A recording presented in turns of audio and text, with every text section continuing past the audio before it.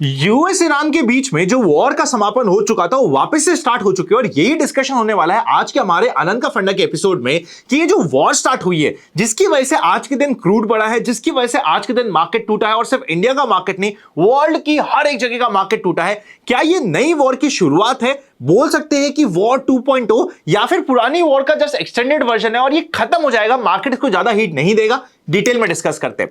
काफी important video होने वाला है, वीडियो को लाइक और चैनल को सब्सक्राइब अभी से ही कर दीजिएगा। देखिए सबसे पहले ना आज के दिन का जो सबसे इंपॉर्टेंट चार्ट आपको देखना है वो ये देखना है कि क्रूड ने फाइनली अपने बेस पे सपोर्ट लेके बाउंस बैक करा है। इसके बारे में मेरी 2-3 बार बात भी हुई थी कि 65 के लेवल के आसपास से एक अच्छा बाउंस बैक जो हमारे 50 डे मूविंग एवरेज तक मैक्सिमम जाए, इस लेवल तक का बाउंस बैक हमें किसी भी कारण से मिल सकता है। ये कारण क्या होने वाला था हमें नहीं पता था। वैसे देखा जाए तो इंडिया कभी भी ईरान के क्रूड पे ज्यादा डिपेंडेंट नहीं हुआ था, बिकॉज इंडिया ने कहा था कि भैया हमें ईरान से नहीं चाहिए, हमें पता है वहां पे कंफ्यूजन है, हम खुद अपना सेटलमेंट कर लेंगे। ऑल्सो जितनी क्रूड की सप्लाई हो चुकी है, होता क्या है जब भी कोई स्कैर्सिटी आती है सिर्फ इंडिया के लेवल पे, हमारे लेवल पे या सिर्फ लोकल लेवल पे नहीं, वर्ल्ड लेवल पे ये काम होता है। किसी चीज की स्कैर्सिटी आ रही है जिसकी वजह से बहुत ज्यादा प्राइस बढ़ चुके हैं तो भाई साहब बनाने वाले भी बहुत आ जाते हैं। वैसे ही क्रूड को देने वाले भी बहुत सारे लोग आ चुके हैं और वो भर भर के आ चुके हैं, क्योंकि भर भर के लोग आ चुके हैं क्रूड को देने के लिए। इसी के लिए क्रूड की जो सप्लाई है मार्केट में वो बहुत ज्यादा हो चुकी है एज कंपेयर टू डिमांड, जिसकी वजह से क्रूड के प्राइसेस क्रैश हो रहे थे। ये आप बोल सकते हो कि जिस तरीके के चार्ट बन रहे हैं ना, एक बार को हो सकता है कि यहां पे थोड़ा सा बाउंस बैक कर जाए, पर वापस से नीचे जाने की एक्सपेक्टेशंस यहां पे काफी हाई रहती है। जब जब इंडिया के पर्सपेक्टिव से क्रूड नीचे जाएगा, इंडिया की कंपनी को फायदा होगा, इंडिया के मार्केट को फायदा होगा, इंडियंस को फायदा होगा, हमारे इन्फ्लेशन में फायदा होगा। क्रूड बढ़ना नेगेटिव हो जाता है। इस कंप्लीट सिनेरियो में अभी हुआ क्या वो भी समरी में समझ लीजिए। सबसे पहले, वैसे तो हमने कल की न्यूज में भी इसको कवर कर लिया था कि यहां पे सबसे पहले ईरान ने 2 वेसल्स पे अटैक किया। 2 वेसल के बाद उसने एक और स्टेट ऑफ हॉर्मुज के वेसल पे अटैक किया और यूएस ने कहा कि भैया तुमने अटैक करा तो हमारा जो सीज फायर का एग्रीमेंट था, जो हम कहते थे कि 60 दिनों तक हम बातचीत करेंगे, खत्म होता है, हम तो सीधा अटैक करेंगे। फिर अब आज के दिन ट्रम्प साहब के स्टेटमेंट आने लग गया और स्टेटमेंट ऐसे ही कि भाई दिमाग खराब हो जाए कि ये स्टेटमेंट कि भैया हम तो तुम्हें तबाह कर देंगे, तुम्हें खराब कर देंगे, तुम पे अटैक कर देंगे, पूरा स्ट्रक्चर अटैक होगा, हम वापस से तबाही मचा देंगे। वो सेम सिचुएशन आ चुकी है। और सबसे इंपॉर्टेंट लाइन इसमें है कि ईरान पे जो सैंक्शंस लगाए हुए थे पहले ड्यूरिंग दी वॉर कि भैया तुम ऑयल नहीं बेच सकते, वो हट गए थे, उसको वापस से अप्लाई कर दिया। जैसे ये सैंक्शन अप्लाई हुआ तो ईरान कह रहा है कि भैया जो ये कंप्लीट मुद्दा था, जो हमारा कंप्लीट डिस्कशन हो रहा था, उसका सबसे मेन पॉइंट ये था कि भैया हम पे कोई भी ऑयल के सैंक्शन नहीं लगेंगे। अगर सैंक्शन लग गए हैं तो भैया वापस से वॉर स्टार्ट, हम तो वापस से स्ट्रेट ऑफ हॉर्मुज को ब्लॉक करना स्टार्ट करेंगे। ईरान ब्लॉक करेगा, उधर से यूएस ब्लॉकेजेस लगाएगा और वापस से सेम कंफ्यूजन जाएगा। यहां पे हर किसी को अभी ये लग रहा है कि भैया ये वॉर का 2.0 वर्जन है, इतना ही एस्केलेट हो जाएगा। बट एक फैक्ट है जो मेजॉरिटी लोग, अभी तक मैं मार्केट के चार्ट्स भी नहीं दिखाया, कुछ नहीं दिखाया, फिर भी एक फैक्ट है, वो ये कि towards the end of this year US में है मिड टर्म इलेक्शन।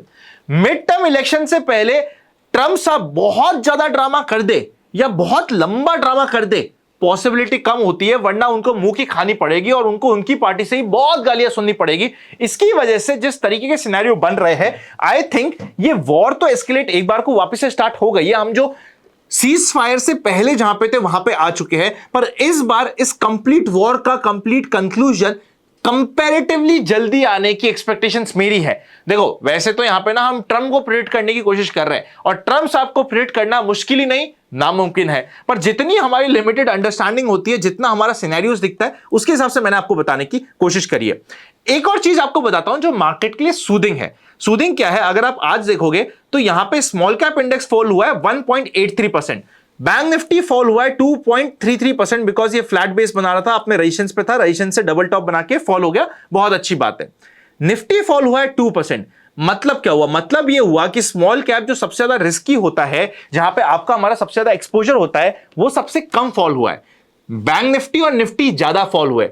मतलब ये कि ये मार्केट ने अपनी स्ट्रेंथ, जो मार्केट अपनी स्ट्रेंथ शो कर रहा है, वो स्ट्रेंथ शो कर रहा है। मार्केट के लिए ये अभी तक इतनी बड़ी दिक्कत नहीं हुई है। सबसे मेन दिक्कत तब होगी जब डाउ जोन्स पे फर्क पड़ेगा। डाउ जोन्स पे वी आर एक्सपेक्टिंग कि भैया 500 पॉइंट का तो फॉल दिखा ही रहा है, ये अब जाके यहां पे अपना बेस का बनाएगा, उस पर डिपेंडेंट होगा। नॉर्मल सिनेरियो में 20 और 50 डे मूविंग एवरेज के बीच में यहां पे यूएस मार्केट का अगर बहुत ज्यादा एस्केलेट नहीं होती है तो बेस बनने की प्रोबेबिलिटी होती है। इंडियन मार्केट में क्या होता है, देखो मैं एक बार ना यहां पे आपके लिए आर्ली चार्ट भी लगाता हूं, आप समझोगे कि होता क्या है। यहां पे हमारे लिए 2 एक्सपेक्टेशंस होती है।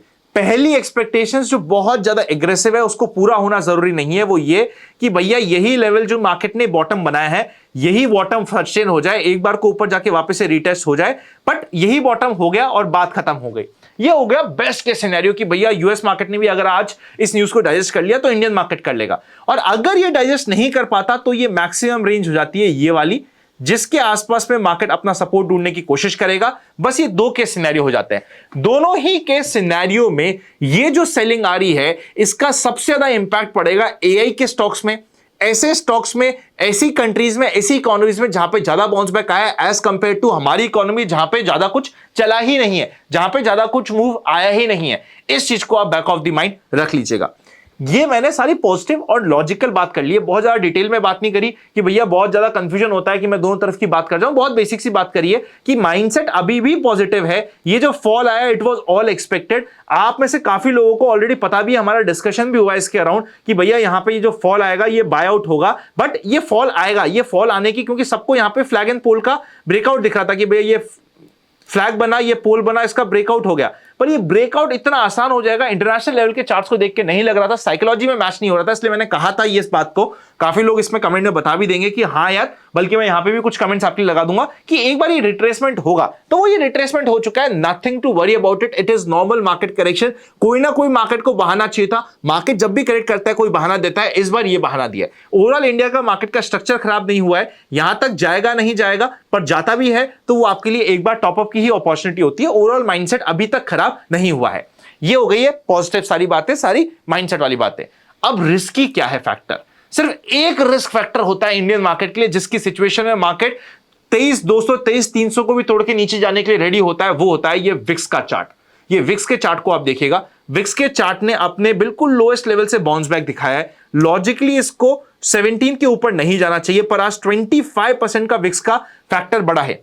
विक्स का बढ़ना मतलब मार्केट में वॉलेटिलिटी बढ़ना, और वॉलेटिलिटी बढ़ना अभी के मार्केट के सिनेरियो में सिर्फ नीचे की साइड की वॉलेटिलिटी को डिफाइन करता है। ये पॉइंट को ध्यान रखिएगा। जब मार्केट 10 से 15 के विक्स पे रहता है तब तक ठीक है, मतलब आज जो 15-14 के लेवल पे पहुंचा है it is absolutely okay, but अब ये यहां से ऊपर जाता है स्पेसिफिकली 17 के ऊपर, तो वापस से आप मान लो कि जब अगर ये इस रेंज में जाएगा तो मार्केट नीचे जाने के लिए रेडी रहेगा, उसके लिए आपको और हमें रेडी रहना चाहिए।